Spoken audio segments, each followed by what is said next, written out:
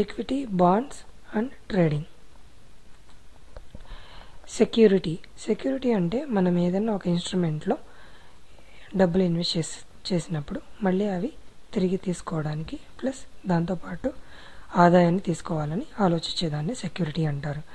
ఆదాయం వచ్చేదాన్ని బట్టి రెండు రకాల సెక్యూరిటీస్ ఉంటాయి. ఒకటి ఫిక్స్డ్, ఇంకోటి వేరియబుల్, స్థిర, చర. ఫిక్స్డ్ అంటే మనకి ముందలుగానే చెప్పిన నిర్ణీతమైన interest rate life of the సెక్యూరిటీలో వాళ్ళు పే చేస్తూ ఉంటారు. అదే వేరియబుల్ అయితే మనకి ముందలుగానే ఆదాయం ఎంత వస్తుందన్నది మనం ఊహించలేము. ఎగ్జాంపుల్ ఏంటంటే స్టాక్స్, షేర్స్.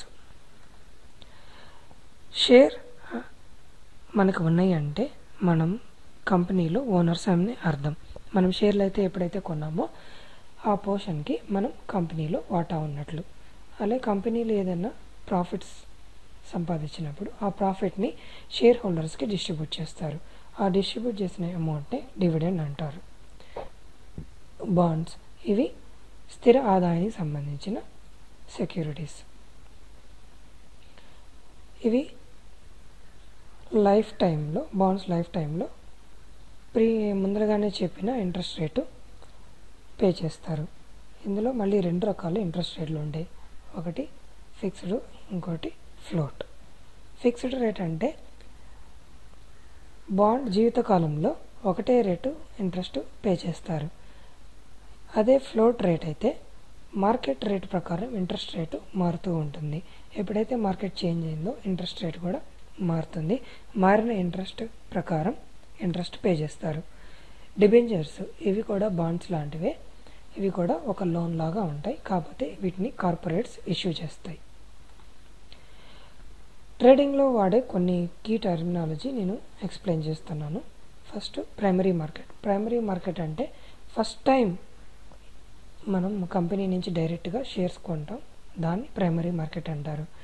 అదే సెకండరీ మార్కెట్ అంటే ఒకసారి ఆల్రెడీ కొన్న షేర్స్ని మళ్ళీ అమ్మడం కొనడం చేసేదాన్ని సెకండరీ మార్కెట్ అంటారు.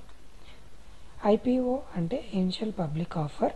సో ఏదైనా company first time shares issue చేస్తున్నప్పుడు ప్రాస్పెక్టస్ అని ఒకటి ఇష్యూ చేసి దాని ద్వారా ఆఫర్ చేస్తుంది. ఆఫర్ చేసినప్పుడు పబ్లిక్ దాన్ని చూసి షేర్స్ కొనుక్కుంటారు.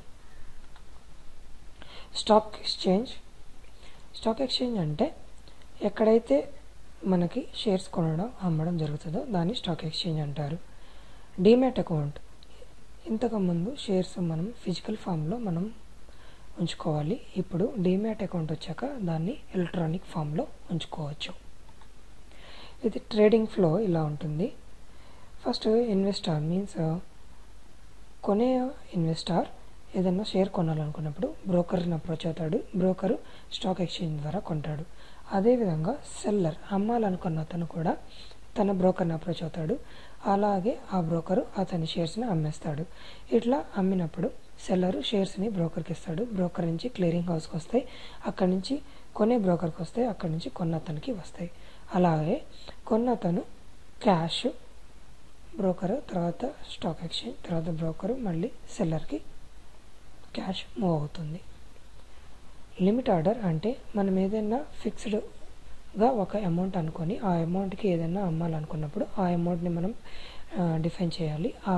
ఎప్పుడైతే మార్కెట్ రేట్ ఆ అమౌంట్కి ఈక్వల్ అవుతుందో ఆటోమేటిక్గా ఆర్డర్ ఎగ్జిక్యూట్ అవుతుంది. దాన్ని లిమిట్ ఆర్డర్ అంటారు. మార్కెట్ ఆర్డర్ అంటే మార్కెట్లో ఏ రేట్ అయితే ఉందో ఆ రేట్కి అమ్మడం కానీ కొనడం కానీ జరిగితే దాన్ని మార్కెట్ ఆర్డర్ అంటారు. కాంట్రాక్ట్ నోట్ అంటే ఈ నోటు బ్రోకరు తన ఇన్వెస్టర్స్కి ఇస్తాడు. ఇందులో ఎప్పుడు కొన్నారు, ఎంత కొన్నారు, ఎంత బ్రోకరేజ్, ఆ డీటెయిల్స్ అన్నీ పొందుపరచబడి ఉంటాయి.